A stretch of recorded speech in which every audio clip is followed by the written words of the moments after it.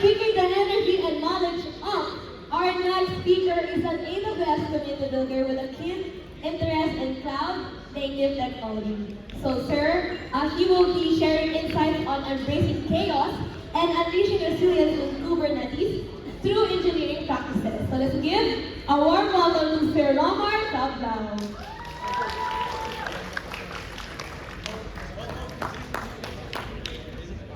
There you go. Thank you, Darla, for that very energetic introduction.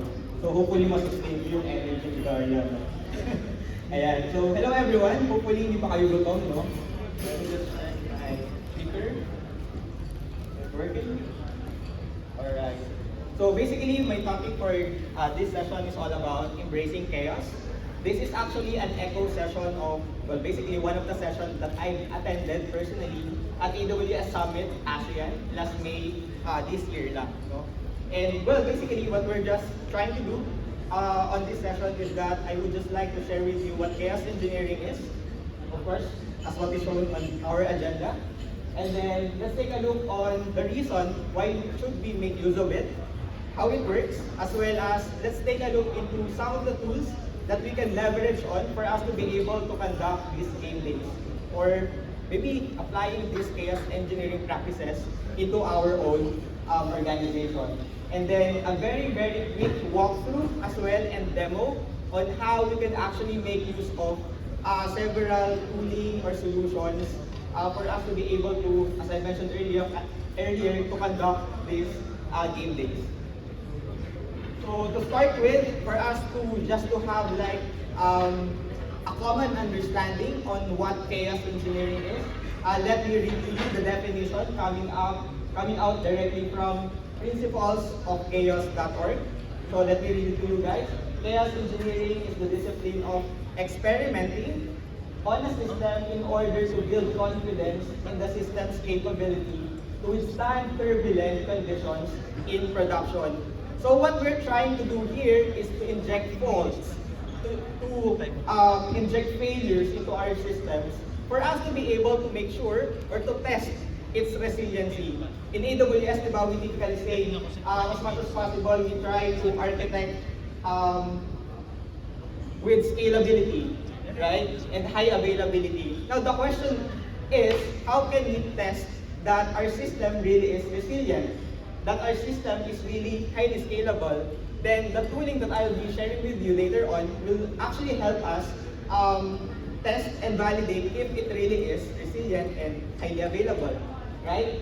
So, but when we are talking about chaos engineering, it is not just about breaking things randomly without a purpose, but rather we are injecting faults, we are introducing failures for us to really build the confidence that whenever that event happens in the future, we are confident enough that our system, the application we are running, and as well as the infrastructure where these applications are running, is able to cope up with those scenarios or with those failures, right? So you might be asking, what are the benefits that we could get from practicing or applying chaos engineering into our practices? So I have a couple of items in here. So start with the help of chaos engineering practices, you can identify and fix problems before they become production issues. So basically, it's similar, almost similar to how testing works, to how smoke testing works, to how load testing works, right? But this time, we're trying to inject fault or failure not only to the application but also to the underlying infrastructure where these applications are actually running. This will help as well to improve reliability and resilience of the systems. And then in terms of the users and customers, this will enable us, right, to make sure that we get that satisfaction from these customers.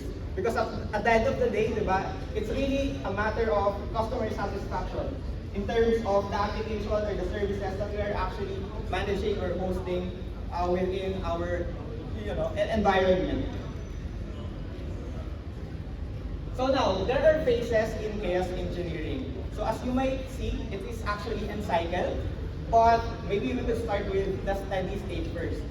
So basically, when we talk about the steady state, this is where we try to create baseline. When I say baseline, this is where we check on what's the day-to-day behavior of our application, of our infrastructure, of our systems in general, right? So for us to be able to get that baseline, we basically need this observability and monitoring tool, right?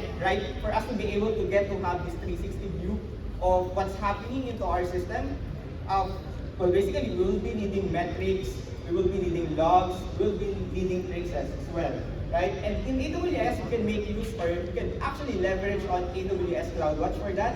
If you will be needing tooling for traces, well, basically, X-Ray can provide as well help in terms of those specifications, right? And if we are really invested into open source technology, then Grafana Stack would be also, well, helpful for us to be able to get to have this kind of visibility and visualization.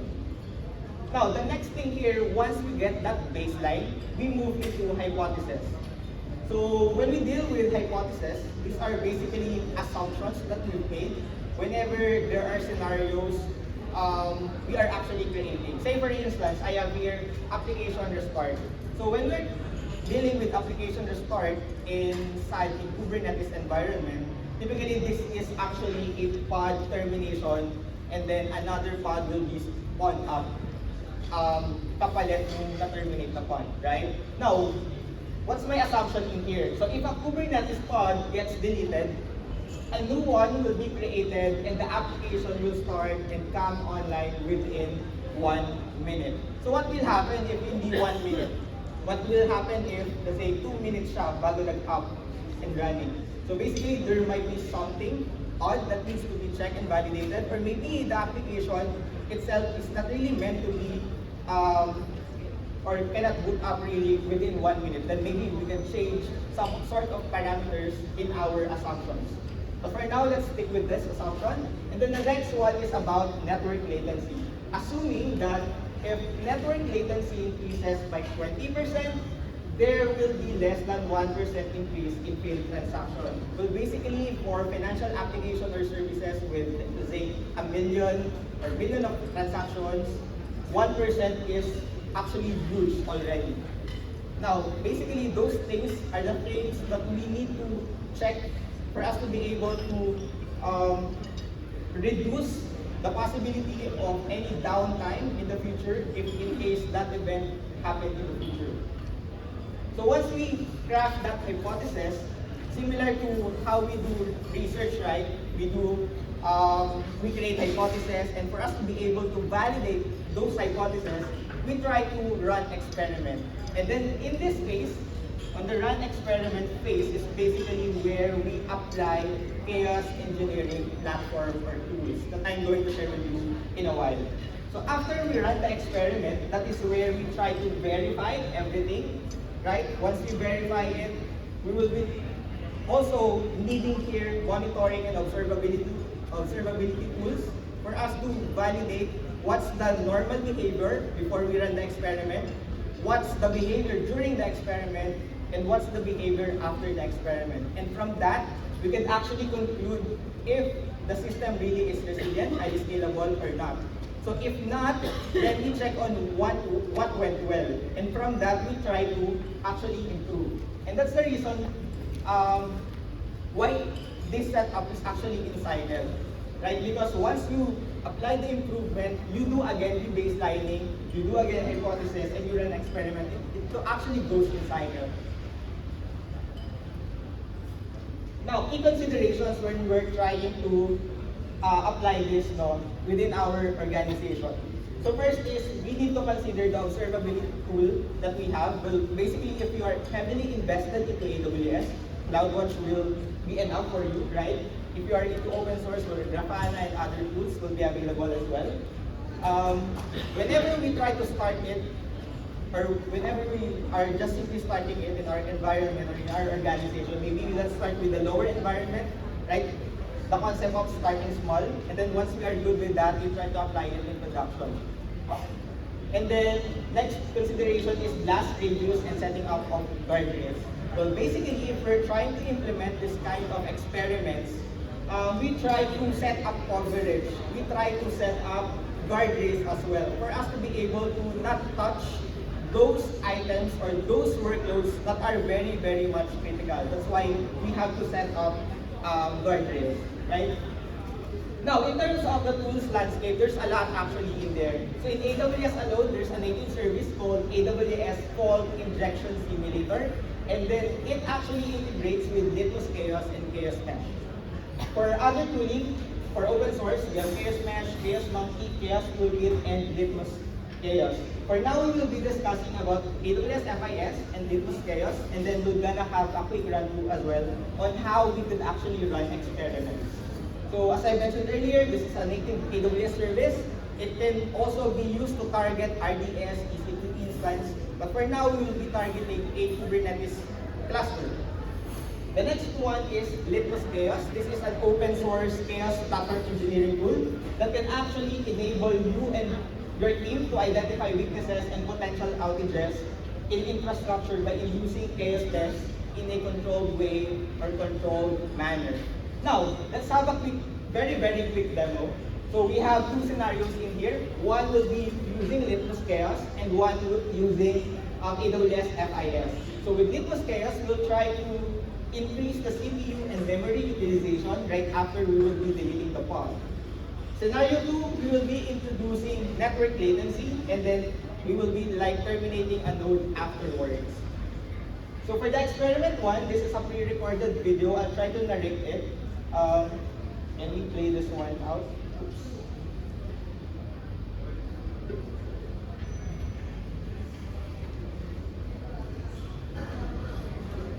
Hold on a second.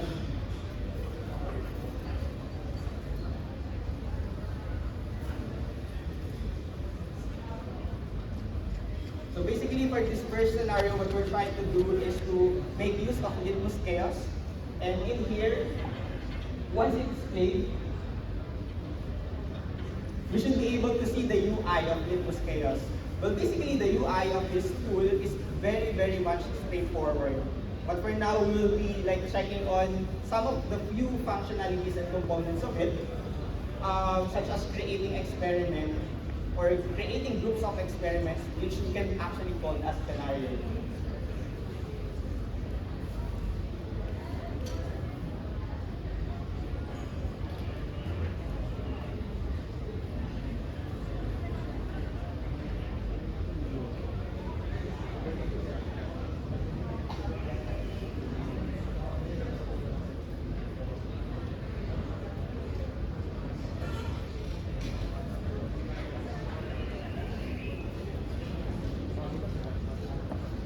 Hold on for a while, just a few technical difficulties.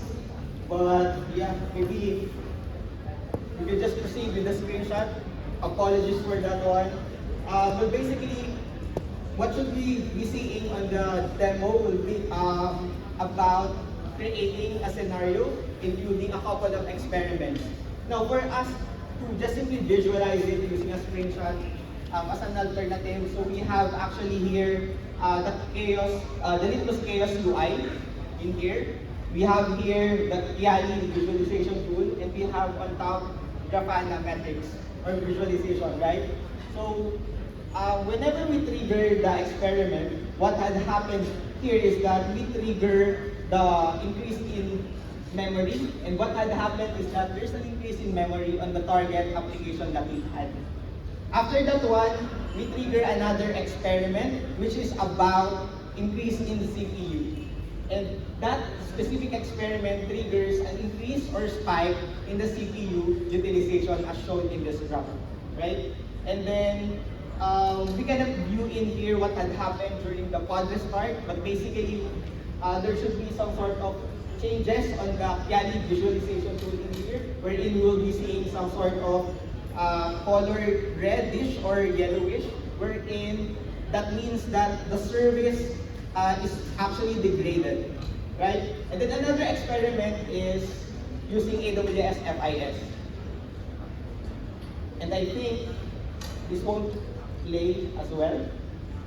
So maybe we can just go to the screenshot as an alternative, right? So what had happened here is that we inject network latency, and as this experiment or action in AWS FIS runs, you will actually see an increase in the response time in here. So from 0 or less than 1 millisecond, like 0.229 ms, 0.151 ms, once we run the experiment or the action itself, there's a sudden increase or spike on the response time. So it's now from less than 1 to 191 to 193 to 200, etc. So apologies again kung hindi natin na-play yung video, but basically, these experiments can actually help us check on what will be the behavior of our application whenever we trigger these experiments, or whenever a fault or failure happens to our environment, not only to the application, but also considering all of the components for it to be able to be up and running, right?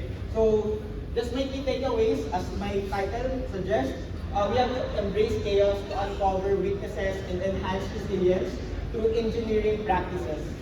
And also, when we are trying to apply it into our own organization, we try to continuously iterate and improve for us to be able to continuously improve not only the application, not only the performance of the application, but also the way we architect the overall infrastructure within our organization. So, few references that I've shown in here should be available using these links as well as using the QR code. And I think that's it for me. And again, thank you everyone, and apologies kung hindi natin na-play yung video. That's all.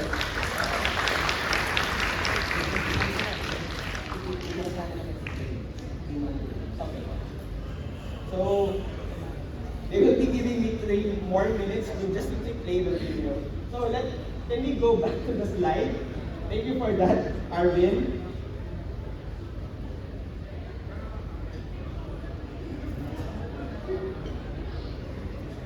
Alright, so what we're trying to do here is that we're trying to create a scenario, right? Hopefully, nababasa nyo siya, medyo malabo lang. But basically here, in Linux Chaos UI, there's a lot of options that we can make use of. For this demo, I'm actually pre-created a scenario that we will be using. This pre-created scenario includes increase in CPU, increase in memory, as well as path deletion, right? And then in here, with the UI, you can actually modify some of its configuration. In terms of the sequence, you can simply drag and drop. You do it in parallel, you do it in sequence, and then just simply save it, and then you go or move forward, right? And then in here, what we're trying to do here is to just simply add weights. Think of these weights as a factor for your resiliency score after the experiment has been, or after the experiment finished. And then we have also a couple of options if we could actually run it right away, or as well as if you would like to have it set up on a recurring period. So in here, this is just a summary page, and once I'm good with it, I just click finish and move on with on monitoring or visualizing what's happening whenever we run the experiment. So ito naka-fast forward lang, but basically right now naka-1 replica lang siya right now in here. But as soon as we introduce a new action, a new experiment, so this is memory hub actually. So basically it will introduce an increase in memory, as you may be seeing in here. There's a spike, and then once it's done, there's a change as well on the number of replica, right? Right now, we're trying to introduce experiment for CPU increase, and then there should be a spike somewhere in here. And again, thank you for that internet connectivity. I think we're good with that one. I hope you should be able to see some degradation in there. But yeah, that's too fast because it's in fast forward. But I think you get the point already, right? This is how we could actually play around with this tool for us to be able to check on how we could actually increase the reliability of our system, to test the reliability of the system, as well as to test as well if it is highly available. So again, that's all. Thank you very much. Alright, thank you, Sir Omar, for of course also the videos you worked really hard on, and of course that very insightful talk on embracing chaos and building resilience in Kubernetes. So thank you again, sir, for sharing your expertise with us